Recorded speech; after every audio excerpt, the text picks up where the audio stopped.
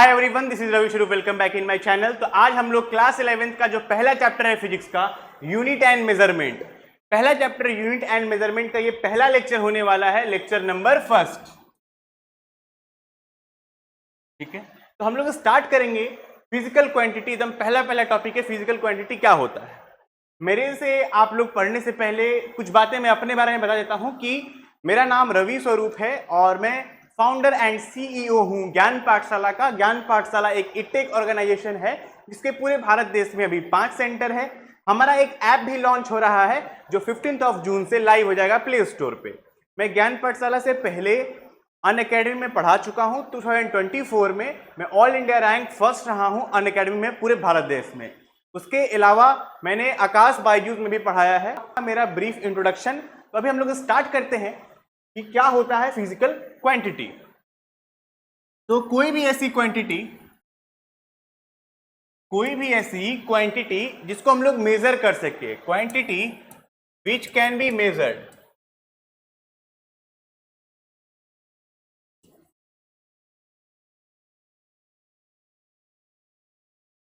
कोई भी ऐसी क्वांटिटी जिसको हम लोग मेजर कर सकते हैं वो होता है physical quantity. Quantity which can be measured is known as physical quantity. जैसे कि सर, जैसे एग्जांपल मास, लेंथ, टाइम, जिसको भी हम लोग मेजर कर सकते हैं। मास को मेजर कर सकते हैं, हाँ ये सामान 5 किलो है, 10 किलो है, 20 किलो है, तो हम लोग उस चीज को मेजर कर सकते हैं। जिसको भी मेजर कर सकते हैं वो क्वांटिटी होती है फिजिकल क्वांटिटी। ठीक, अब जैसे बात करी जाए कि हमारे पास यहाँ पे क्या है, ये है चीनी। ठीक है, हमारे पास चीनी है, तो इस चीनी को मेजर किया जा सकता है ना कि हाँ ये कितना किलो है, 1 किलो, 2 किलो। ठीक है, तो इसको हम लोग मेजर कर सकते हैं, दैट इज मास। ठीक, वैसे ही अगर हमारे पास कोई कपड़ा है, ठीक है, हमारे पास अगर कोई कपड़ा है तो इस कपड़े का जो मेजरमेंट करना है तो हम लोग इसका मेजरमेंट कैसे करेंगे? मास में, कि 1 केजी का कपड़ा है या 2 केजी का है, मास में तो नहीं करेंगे। तो इस कपड़े का मेजरमेंट हम लोग कैसे करेंगे? तो इस कपड़े का जो है मेजरमेंट हम लोग करेंगे मीटर में। लेंथ है, क्योंकि ये तो लेंथ है, कितना मीटर का ये कपड़ा है। ठीक, वैसे ही टाइम, तो भैया किसी का अच्छा टाइम चल रहा है, किसी का बुरा टाइम चल रहा है, वो वाला टाइम नहीं। टाइम मतलब कितना घंटा, ठीक है, कितना मिनट, उसको मेजर कर सकते हैं कि अभी जो लेक्चर चलेगा ये 30 मिनट चलेगा, ये 35 मिनट चलेगा। तो टाइम जिसको हम लोग मेजर कर सकते हैं, तो कोई भी क्वांटिटी जिसको मेजर कर सकते हैं वो फिजिकल क्वांटिटी। होप आपको समझ में आ गया हो। कोई भी फिजिकल क्वांटिटी को मेजर करने के लिए कोई 2 चीज चाहिए होता है किसी भी फिजिकल क्वांटिटी को। मान लेते हैं कि ये हमारे पास एक बोरा चीनी है, इसका वेट अगर हम लोग 10 केजी लिखे, ठीक है, इसका वेट हम लोग कितना लिख रहे हैं? 10 केजी। तो ये एक फिजिकल क्वांटिटी हुआ 10 केजी।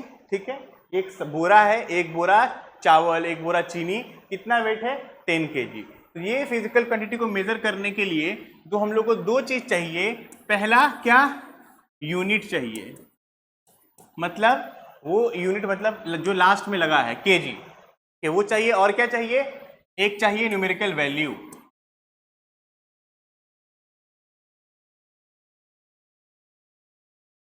ठीक है, जैसे ये 10 हो गया, अगर 50 केजी का होता तो 50। तो न्यूमेरिकल वैल्यू चाहिए और यूनिट चाहिए।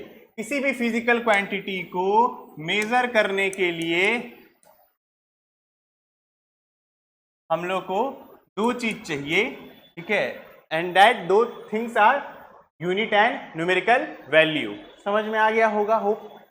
अगर मान लेते हैं कि हमारे पास नमक है और नमक 1 केजी का है, तो इसमें क्या है? केजी मतलब यूनिट और 1 मतलब न्यूमेरिकल वैल्यू। हमारे पास कपड़ा है और वो 10 मीटर का है, तो मीटर मतलब यूनिट और 10 मतलब न्यूमेरिकल वैल्यू। तो आगे बढ़ते हैं, सिस्टम ऑफ यूनिट मेजरमेंट। कितने सिस्टम होते हैं किसी भी चीज को अगर हम लोग मेजर करते हैं, ठीक है, नापते हैं, मेजर करते हैं, तो कितने सिस्टम बने हुए हैं? तो पहला है सीजीएस सिस्टम। सीजीएस सिस्टम में क्या है भाई? लेंथ। लेंथ किस में होता है? सेंटीमीटर में। सी मतलब सेंटीमीटर, जी मतलब, अब तो समझ ही गए होंगे आप लोग, ग्राम। मास ग्राम में होगा, और टाइम एस मतलब सेकेंड में। सेम इसमें भी एफ मतलब फुट, पी मतलब पॉन्ड, और एस मतलब सेकेंड। एमकेएस, एम मतलब मीटर, के मतलब केजी मतलब किलोग्राम, और एस मतलब सेकेंड। एसआई यूनिट, जो एमकेएस यूनिट होता है वही क्या होता है, एसआई यूनिट भी होता है। इसका मतलब मीटर इसका भी होगा, केजी और इसका सेकेंड। तो ये 4 सिस्टम है, ठीक है, जिसमें हम लोग मेजर करते हैं कोई भी फिजिकल क्वांटिटी को। हम लोग यूनिट क्या होता है, हम लोग को ये जानना है कि यूनिट क्या होता है। तो यूनिट एक यूनिक वर्ड है।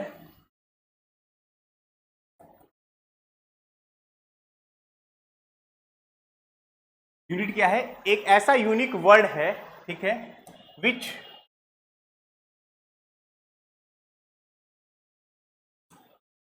डिस्क्राइब और डिफाइन फिजिकल क्वांटिटी।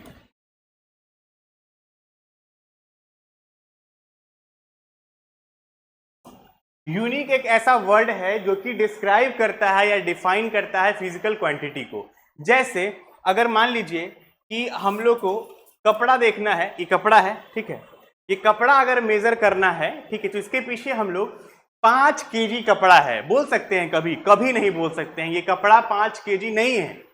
तो सर क्यों नहीं केजी है? सर केजी क्या है, केजी यूनिट है जो कि बताता है कि ये जो कपड़ा है इसका हम लोग लेंथ मेजर कर सकते हैं, मास नहीं, ठीक है, इसका मास नहीं मेजर किया जाता है। मास किसका मेजर किया जाता है, इसका, चीनी का हम लोग मास मेजर कर सकते हैं। हम लोग, मैं प्रचार नहीं कर रहा हूं इस चीनी का चीनी का हम लोग मास मेजर कर सकते हैं कि इस चीनी का मास कितना है।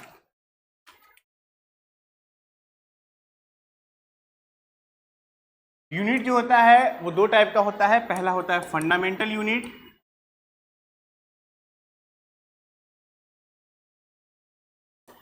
दूसरा होता है डिराइव यूनिट।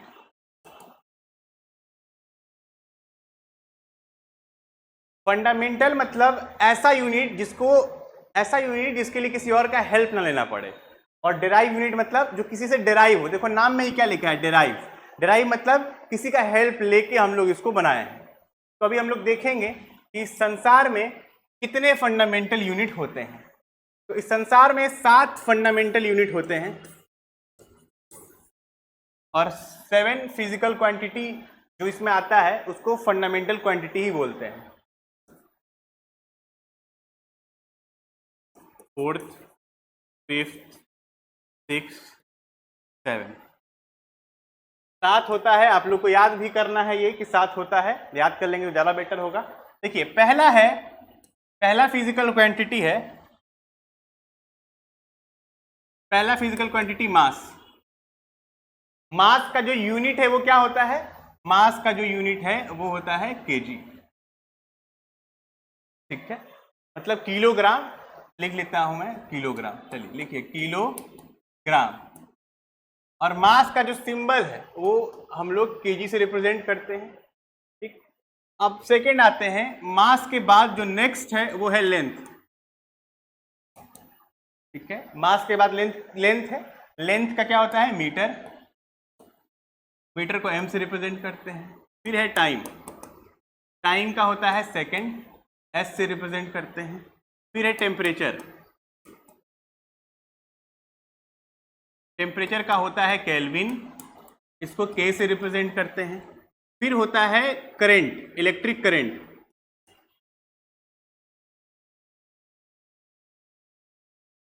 इसका एम्पियर होता है यूनिट और ए से रिप्रेजेंट करते हैं। फिर होता है लुमिनियस इंटेंसिटी,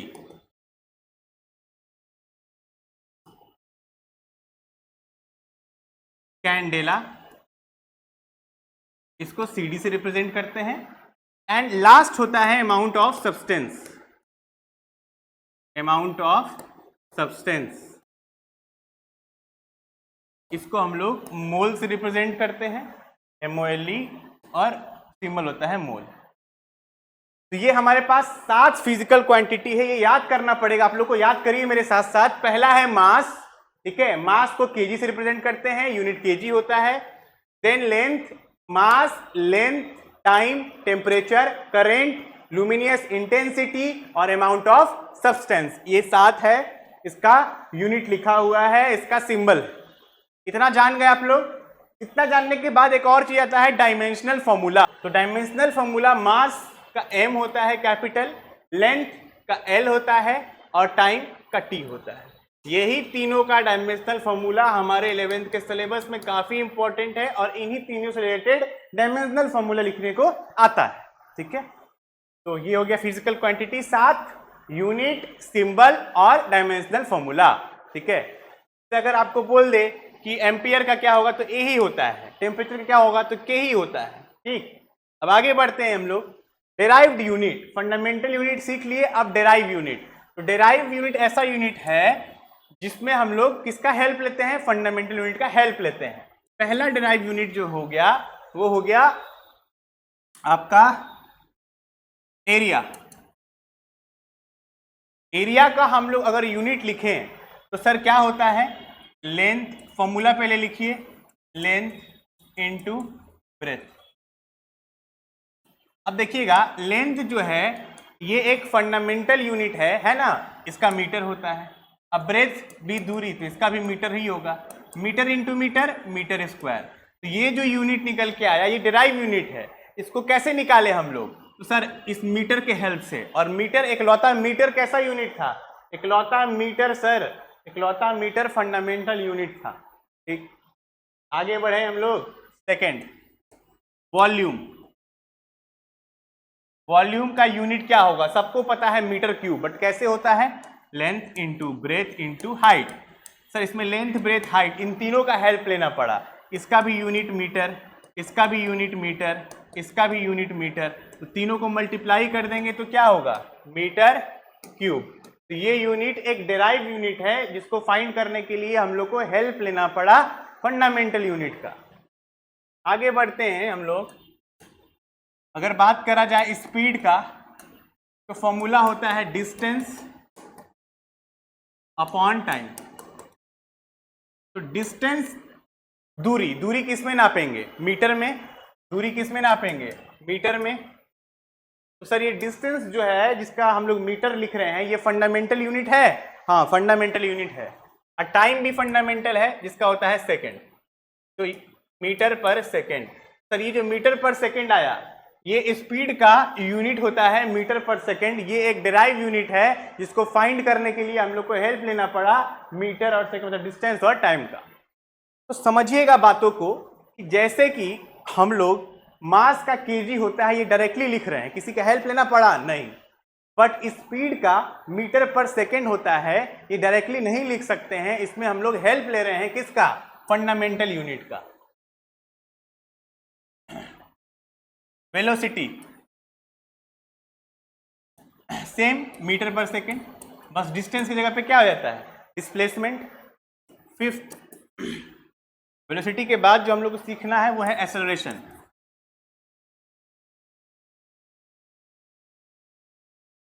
एक्सेलरेशन का फॉर्मूला होता है वेलोसिटी अपॉन टाइम।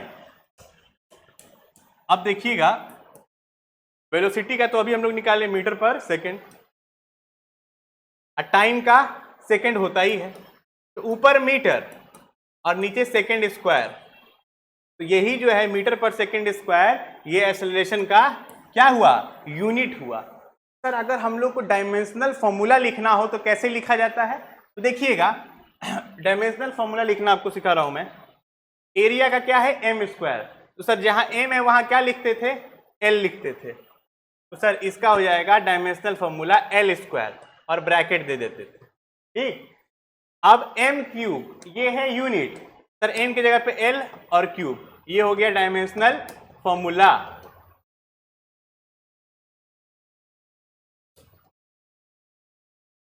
सीखिएगा अब, यहां मीटर पर सेकेंड स्क्वायर है, ठीक है। इस मीटर को क्या लिखते हैं सर, एल लेंथ, और इस सेकेंड को क्या लिखते हैं, टाइम स्क्वायर। ये टी नीचे है, टी ऊपर जाएगा तो क्या होगा, एल तो ऐसे ही रहेगा, टी की पावर 2 है, ऊपर जाएगा तो टी की पावर -2 और ब्रैकेट दे देंगे।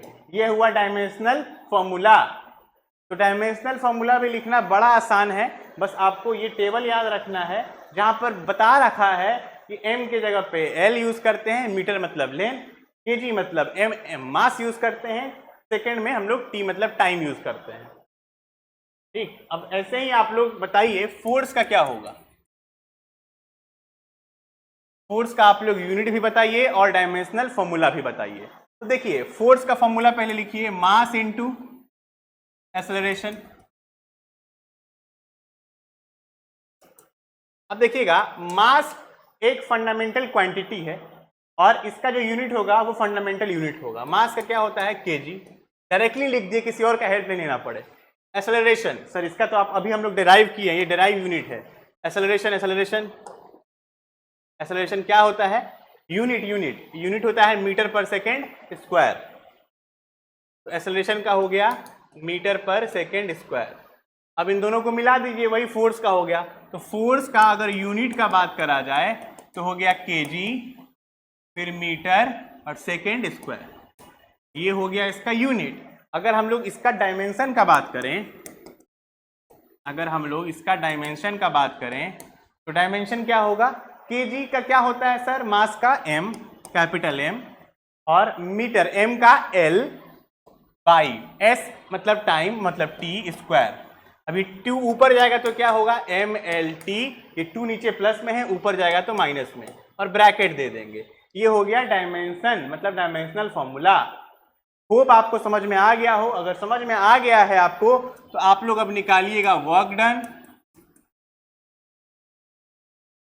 और फिर आप लोग निकालिएगा पावर।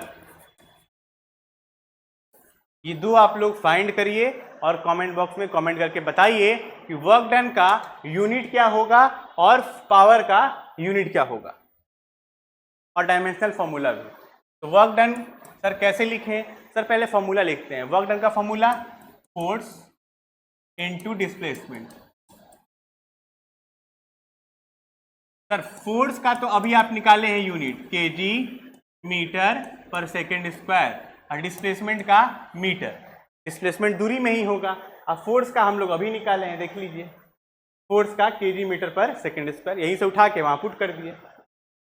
अब इसका क्या होगा सर, केजी एम और एम मीटर स्क्वायर और नीचे सेकेंड स्क्वायर, ये हो गया यूनिट।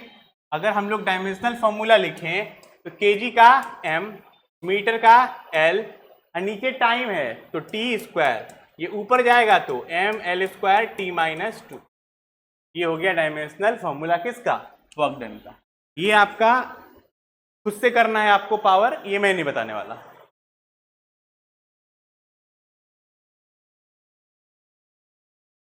अब हमारा जो अगला टॉपिक है वो है relation between physical quantity.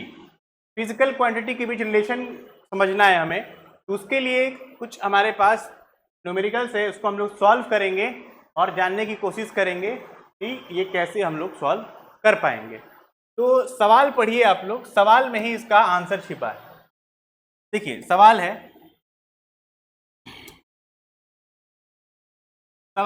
If time period of simple pendulum, क्या टाइम पीरियड, तो टी लिख दीजिए टाइम पीरियड। और देखिए जिस भी सवाल में डिपेंड्स आ गया, डिपेंड वाला सवाल है, तो हम लोग चुपचाप सवाल पढ़ेंगे कि टाइम पीरियड किस पे डिपेंड करता है, लेंथ पे, किस पे डिपेंड करता है, लेंथ पे, एंड एक्सेलरेशन पे। और टाइम पीरियड किस पे डिपेंड करता है, एक्सेलरेशन पे। ये गलती मत कर दीजिए कि बस वही पढ़िए, आगे भी पढ़िए। एक्सेलरेशन किसके वजह से, ग्रेविटी के वजह से। तो अगर एक्सेलरेशन ग्रेविटी के वजह से हो तो ए किस में बदल जाता है, जी में। Then derive the formula for time period, time period का फॉर्मूला डिराइव करना है। हम लोग क्वेश्चन पढ़े, क्वेश्चन पढ़ने के बाद हमें ये समझ में आया कि सवाल ये दिया है कि टी जो है वो लेंथ पे डिपेंड करता है, टी जो है वो ग्रेविटी पे डिपेंड करता है। तो हम लोग क्या करें, दोनों को मिला के ऐसे लिख दिए, फिर ये प्रोपोर्शनल हटाएंगे तो एक कांस्टेंट टर्म अपने मन से लगा दिए केजी। ध्यान दीजिएगा यहाँ लिखा है कि डायमेंशनल फॉर्मूले के हेल्प से डिराइव करना है, मतलब हम लोग पावर लगा देंगे। क्यों पावर लगाए, क्योंकि अभी तक जितना भी डायमेंशनल फॉर्मूला डिराइव किए हैं सब में देखिएगा पावर में t-2, पावर में L2 या पावर में t-2, मतलब पावर होता ही होता है। तो हम लोग अपने मन से पावर A और पावर B लगा दिए। सर K का पावर क्यों नहीं लगाए, क्योंकि K तो कांस्टेंट टर्म है, किसी कांस्टेंट टर्म का डायमेंशनल फॉर्मूला नहीं होता है। इसको इक्वेशन फर्स्ट मान लीजिए। अब क्या करें सर, अब आप लोग यूनिट डायमेंशनल फॉर्मूला निकालिए। टाइम का जो डायमेंशनल फॉर्मूला टी ही होता है, k का होता ही नहीं है, लेंथ का l होता है, पावर में a है। ये g, स्मॉल g का डायमेंशनल फॉर्मूला क्या होगा? तो सर स्मॉल g क्या है? स्मॉल g कुछ नहीं है, एक्सेलरेशन है। क्या है? एक्सेलरेशन है। और अभी थोड़ी देर पहले एक्सेलरेशन का हम लोग निकाले हैं डायमेंशनल फॉर्मूला, क्या? lt minus 2। तो चुपचाप हम लोग इसका lt माइनस 2 होता है, ये जानते हैं, तो लिख दीजिए g का lt माइनस 2। पावर में क्या लगाना है? b। देखिए क्या किए सर, यहां तक जो क्वेश्चन में दिया है लिख दिए, प्रोपोर्शनल हटा के k लगा दिए। अब क्या करेंगे सर? पावर लगा देंगे। क्यों? क्योंकि सवाल में दिया है डायमेंशनल फॉर्मूले के हेल्प से, और डायमेंशनल फॉर्मूले में पावर लगता है। इसके बाद सर k का यूनिट होता ही नहीं है क्योंकि कांस्टेंट टर्म है, l का यूनिट l होता है, g मतलब एक्सेलरेशन, उसका यूनिट लिख दिए। अब t का पावर 1 है, यहाँ पे l देखिए, l और l अगर बेस सेम है तो पावर ऐड हो जाता है, तो इसका पावर a प्लस इस l का पावर b, पावर ऐड हो गया। कैसे हो गया? देखिए 2 की पावर 3 प्लस 2 की पावर 3 इंटू 2 की पावर 4। अगर बेस सेम है तो ये पावर क्या होगा? ऐड हो जाएगा, 2 की पावर 7 हो जाएगा, ऐसा नियम है। तो बेस सेम था, पावर ऐड हो गया। अब देखिए t की पावर क्या है? -2 इंटू बी, -2b। इतना तक करने के बाद हम लोग को अब क्या करना है? कंपेयर करना है। क्या करना है? कंपेयर करना है। तो comparing power of L and T, L और T का पावर को हम लोग को कंपेयर करना है।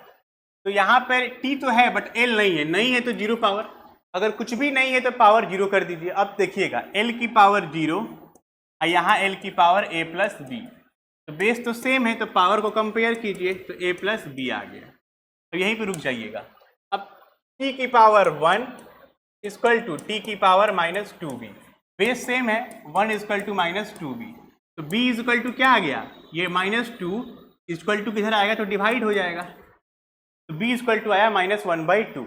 यहाँ पे हम लोग a निकालना है, ठीक है, तो 0 इक्वल टू a प्लस, अब b का value -1/2 plus minus minus a equal to 1/2। a आ गया 1/2, अब b आ गया -1/2। ये a और b का वैल्यू हम लोग इक्वेशन फर्स्ट में पुट कर दिए। इक्वेशन फर्स्ट है k LA GB, तो k L का पावर 1/2, g की पावर -1/2। अब क्या करें सर? L की पावर 1/2 छोड़िए, माइनस में है तो नीचे आएगा तो प्लस में हो जाएगा पावर, पावर ऊपर माइनस में है तो नीचे क्या हो जाएगा? प्लस में। अब 1/2 को क्या बोल सकते हैं? रूट, तो रूट L/G, टाइम पीरियड बराबर, ये यहाँ से आंसर आ गया। ठीक है, यहाँ से हम लोग इक्वेशन फर्स्ट में वैल्यू पुट कर दिए ये वाला, और a और b का वैल्यू पुट किए। चलिए नेक्स्ट सवाल है कि if centripetal force depend upon, क्या? सेंट्रीपिटल फोर्स किस पर डिपेंड करता है? मास पे। सर इतना बड़ा सवाल, घबराने की जरूरत बिल्कुल नहीं है, जब हम हैं आपके साथ। सेंट्रीपिटल फोर्स मतलब फोर्स किस पे डिपेंड करता है? मेरे पे, आप पे? नहीं सर, मास पे डिपेंड करता है, तो लिख दीजिए डिपेंड्स अपॉन मास। फिर सेंट्रीपिटल फोर्स किस पे डिपेंड करता है? वेलोसिटी पे, तो वेलोसिटी। फिर किस पे डिपेंड करता है? रेडियस, तो लिख दीजिए रेडियस। सर सवाल ही में सब कुछ दिया है, हाँ सवाल में जो जो दिया है लिख दिए। अब ये तीनों इक्वेशन को मिला दीजिए, मिलौनी बना दीजिए, MVR, मिलौनी बन गया। सर प्रोपोर्शनल हटाइए, एक कांस्टेंट टर्म ला दीजिए, आ दिए। तो जब ये आ गया तो अब सर देखिए, क्योंकि लिखा है कि डायमेंशनल फॉर्मूले के हेल्प से बनाते हैं, तो अभी तुरंत मैंने आपको बताया कि अगर डायमेंशनल फॉर्मूला का हेल्प लेना है तो पावर में प्लस माइनस लगाना है। A B C, पावर लिख दिए ABC। अब देखिए अब क्या करना है कि मास का डायमेंशनल फॉर्मूला m, वेलोसिटी का LT-1, रेडियस का L। मन में विचार आ रहा होगा सर रेडियस का L क्यों? अरे भैया रेडियस को किस में नापोगे? दूरी तो है, रेडियस क्या है? दूरी, दूरी मतलब लेंथ, लेंथ में ही नापोगे। और वेलोसिटी का LT-1 कैसे लिख दिए? सर अभी तो आप बताए हैं, अभी आप बताए हैं वेलोसिटी का मीटर पर सेकेंड होता है, मीटर का लेंथ, टाइम का t मतलब टाइम का t की पावर 1, ऊपर जाएगा तो LT-1। अब m की पावर तो a है, इस पूरे का पावर b है, इसका पावर c। यहां पर अब बनाता हूं मैं। फोर्स का क्या होता है sir? Dimensional formula m l t minus 2। कैसे लिख दिए सर कि ये फोर्स का यही होता है? अरे बबुआ, फोर्स का तो यही होता है, ये यही लिखा है। Force dimensional formula m l t minus 2 is equal to, force is equal to K का तो होगा नहीं, इसका m की पावर a, इसका l t माइनस 1 का पावर b और l की पावर c। अब इस ब्रैकेट को ओपन करके हम लोग सॉल्व करते हैं। तो m की पावर a है, l देखिए l यहाँ l यहाँ, पावर b प्लस c, फिर t minus 1 into B minus B. देख लीजिए, कोई दिक्कत परेशानी? ब्रैकेट को बस ओपन कर दिए हैं। अब कंपेयर कर दीजिए m से m को, m और m को कंपेयर, m का पावर 1 है, कुछ नहीं है, a बराबर क्या आ गया? कंपेयर करने के बाद कंपेयरिंग पावर किसका? m का, l का, t का, m की पावर 1, m की पावर a, यहां से a बराबर क्या आ गया? 1, a बराबर 1 आ गया। नेक्स्ट l को कंपेयर कीजिए, तो l को कंपेयर करेंगे तो b प्लस c यहाँ है और यहाँ l की पावर 1 छोड़ दीजिए। अब c को कंपेयर कीजिए, यहाँ माइनस b है और यहाँ पे माइनस 2 है, यहाँ पे माइनस b है और यहाँ पे 2 है, तो माइनस से माइनस कट गया, b बराबर क्या आ गया? 2। अब ये 2 का वैल्यू यहाँ पुट कीजिए, c बराबर आ जाएगा माइनस 1। ए बी सी आ गया, a आ गया हमारा 1, b आ गया 2 और c आ गया माइनस 1। कैसे आया सर? पावर को कंपेयर किया गया है बस सॉल्व करके। देखिए माइनस t का पावर कंपेयर करो, t का पावर माइनस b और t की पावर माइनस 2, माइनस से माइनस कट गया, b बराबर 2 आ गया। अब l और l को कंपेयर कीजिए, जब कुछ नहीं दिया है तो l का पावर कितना? 1, यहाँ l की पावर b प्लस c, तो b प्लस c बराबर 1। अब b का वैल्यू निकाले 2, पुट कर दिए, 2 प्लस में है यहाँ, वहां जाएगा तो माइनस में, 1 माइनस 2 माइनस 1। अब ये सारा वैल्यू कहाँ रखना है सर? इक्वेशन फर्स्ट में, यहाँ यही है इक्वेशन फर्स्ट, इसमें सारा वैल्यू पुट कर दीजिए। f बराबर k m, m की पावर 1, फिर v की पावर मतलब b का 2 और r की पावर माइनस 1। इसको अगर अच्छे से लिखिएगा, ठीक है, तो आएगा f is equal to m b square और अपॉन में r। k का वैल्यू 1 हो जाता है यहाँ पे, तो फोर्स बराबर mv स्क्वायर अपॉन r। यही होता है सेंट्रीपिटल फोर्स का फॉर्मूला, भी हम लोग डिराइव कर लिए। जिसको लिखना है वो लिख लीजिए, अगर कोई लिखना चाहता है तो कैसे हुआ है। नेक्स्ट है डायमेंशनल होमोजेनिटी, ठीक है, डायमेंशनल होमोजेनिटी। अब हम लोग नेक्स्ट, डायमेंशनल होमोजेनिटी मतलब ये होता है कि सर अगर 5 kg चीनी प्लस 2 लीटर दूध को ऐड किया जा सकता है? नहीं, बिल्कुल नहीं। कैसे ऐड करेंगे? नहीं करेंगे। अब जैसे मान लेते हैं कि 2 kg चीनी, ठीक है, और 2 मीटर कपड़ा, तो कितना हो गया टोटल? 2 kg चीनी और 2 मीटर कपड़ा, इन दोनों को ऐड कर पाएंगे? नहीं ऐड कर पाएंगे। सर चीनी के साथ चीनी ही ऐड होगा, मतलब मास वाला चीज। अगर मैं ये बोलूं कि 2 kg चीनी और 5 kg बैग, तो इन दोनों को ऐड कर सकते हैं, 5 और 2 7 kg टोटल सामान हो गया। लेकिन अगर चीनी दिया है और चीनी के साथ अगर मैं कुछ बोल दूं कि मतलब चीनी के साथ अगर मैं कपड़ा का ऐड कर दूं या डिस्टेंस दूरी को ऐड कर दूं, तो नहीं हो पाएगा। मतलब सर अगर सेम चीज है, अगर 5 kg है, 10 kg है, इसमें 5 kg ऐड करना है तो ये ऐड हो जाएगा। लेकिन अगर 10 kg है, इसमें प्लस 10 मिनट, सर क्या बात कर रहे हैं बेवकूफ वाला, 10 kg में 10 मिनट कैसे ऐड होगा? नहीं हो सकता है। यही है principal of homogeneity. Principal of homogeneity ये बोलता है कि सेम चीज का एडिशन या सेम चीज का सब्ट्रैक्शन कर सकते हैं। पढ़िएगा, the principle of homogeneity states that physical quantity of only same kind can be added और सब्ट्रैक्टेड।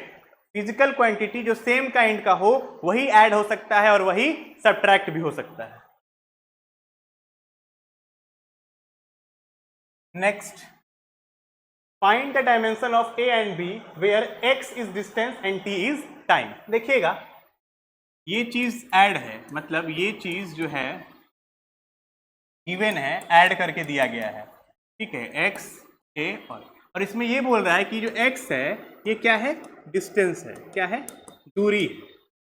अब आपको मैंने अभी बताया कि सर चीनी के साथ चीनी ही ऐड होगा, चीनी के साथ चीनी ही ऐड होगा, चीनी ही सब्ट्रैक्ट होगा, यही क्या है, प्रिंसिपल ऑफ होमोजेनिटी। तो यहाँ पर दिया है दूरी, अगर ये दूरी है तो दूरी के साथ क्या ऐड होगा, दूरी ही ऐड होगा। तो मतलब सर ये x डिस्टेंस है तो ये a भी क्या होगा, दूरी ही होगा। तो according to principle of homogeneity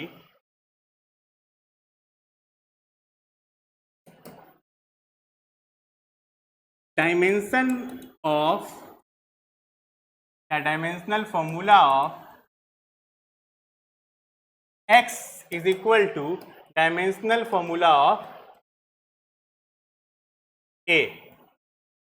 अब देखिएगा dimensional formula of x, x मतलब दूरी, दूरी का डायमेंशनल फॉर्मूला लेंथ, तो सर a का भी क्या होगा, लेंथ ही होगा। तो a का डायमेंशनल फॉर्मूला निकल गया। कैसे सर, ऐसे समझिए कि जितना x होगा उतना ही a होगा, x मतलब दूरी, दूरी का यूनिट लेंथ, तो a का यूनिट भी लेंथ ही हो गया।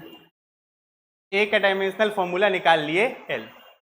अब सर bt स्क्वायर, तो फिर से देखिएगा दूरी के साथ दूरी ही ऐड कर सकते हैं, तो एकदम आसान कंसेप्ट, सर जितना डायमेंशनल फॉर्मूला x का होगा उतना ही bt स्क्वायर का, ठीक। अब t दिया हुआ है टाइम, t क्या दिया हुआ है, टाइम, तो b निकालना है, तो x और ये t डिवाइड हो गया तो b आ जाएगा। x मतलब दूरी, दूरी का डायमेंशनल फॉर्मूला लेंथ, t का टाइम ही होता है, lt माइनस 2, ये किसका हो गया, b का। एकदम आसान है, बस कंपेयर कीजिएगा अपने आप आ जाएगा। Next, find the dimension of a and b। f बराबर दिया है a root x plus bt square, ठीक है। अब आपको a और b फाइंड करना है, क्या किया जाए, सबको पहले इस साइड ला दीजिए, f minus a root x, ये प्लस में है, ये भी इधर आएगा तो minus bt square equal to 0, equal to के सब कुछ इधर ला दिए, 0 के बराबर कर दिए। अब ये अगर फोर्स है, ठीक है, तो ये भी क्या होगा, फोर्स ही होगा, ये भी क्या होगा, फोर्स ही होगा, क्योंकि हम लोग सेम चीज को ऐड या सब्ट्रैक्ट कर सकते हैं, ठीक। तो सर जो डायमेंशनल फॉर्मूला फोर्स का होगा वही dimensional formula a root x का भी होगा। तो जो dimensional formula according to principle of homogeneity, POH मतलब प्रिंसिपल ऑफ होमोजेनिटी, जो डायमेंशनल फॉर्मूला f का होगा वही dimensional formula a root x का भी होगा। तो फोर्स का डायमेंशनल फॉर्मूला mlt माइनस 2 और a रूट x, तो सर a का तो पता नहीं, और रूट x, सर x 1/2 हो जाएगा, पावर हटेगा, रूट हटेगा तो पावर में क्या जाएगा, 1/2। अब आप ध्यान दीजिएगा यहाँ mlt माइनस 2 है, a का a, x दूरी, दूरी का यूनिट मतलब डायमेंशन l 1/2, a निकालना है तो ये 1/2 मल्टीप्लाई में यहाँ आएगा तो डिवाइड में, mlt माइनस 2 बाई l की पावर 1/2। इसको बस सॉल्व कर दीजिएगा, जो आएगा वो a का डायमेंशन होगा। सॉल्व करते हैं, m l का पावर पहले से 1 था और ऊपर जाएगा तो ये -1/2 t की पावर -2। देखिएगा m, ये 1 ये 1 बाई -1/2, मतलब 1 को 1/2 में प्लस कर दीजिए माइनस में, तो 1 माइनस 1/2 1/2, l 1/2 t -2, यही जो डायमेंशन आया ये किसका आया, a का आया। वैसे ही b का निकालिए, खुद से निकालने की कोशिश करिए, जो डायमेंशन फोर्स का होगा वही डायमेंशन bt स्क्वायर का भी होगा। सर b निकालना है तो f के नीचे t स्क्वायर, सर फोर्स का mlt minus 2 dimensional formula, t का सर t ही स्क्वायर होता है, ये t प्लस में है, ऊपर जाएगा तो माइनस हो जाएगा। सर mlt माइनस 2 तो पहले से था, ये t भी ऊपर गया तो माइनस में ही हो गया। सर माइनस और माइनस प्लस हो जाएगा, तो M L T minus minus plus तो -4 बी का डायमेंशनल फॉर्मूला। इतना आसान है, बहुत आसान है। कुछ नहीं समझ में आ रहा होगा, लग रहा होगा कि मैं थोड़ा सा फास्ट जा रहा हूं, तो आप लोग वीडियो को स्लो करके देख लीजिएगा, ठीक है। तो पहला लेक्चर अभी मैं यहीं पे एंड कर रहा हूं। आपको यहां तक होप समझ में आ गया होगा, ठीक है। मैंने बहुत कोशिश किया अच्छे से ताकि आपको समझ में आ जाए। वीडियो अच्छा लगा हो तो अपने दोस्तों में जरूर से जरूर शेयर कीजिएगा। मिलते हैं अगले वीडियो में, अगले लेक्चर में मिलते हैं अगले लेक्चर में। तब तक के लिए bye bye, take care, see you.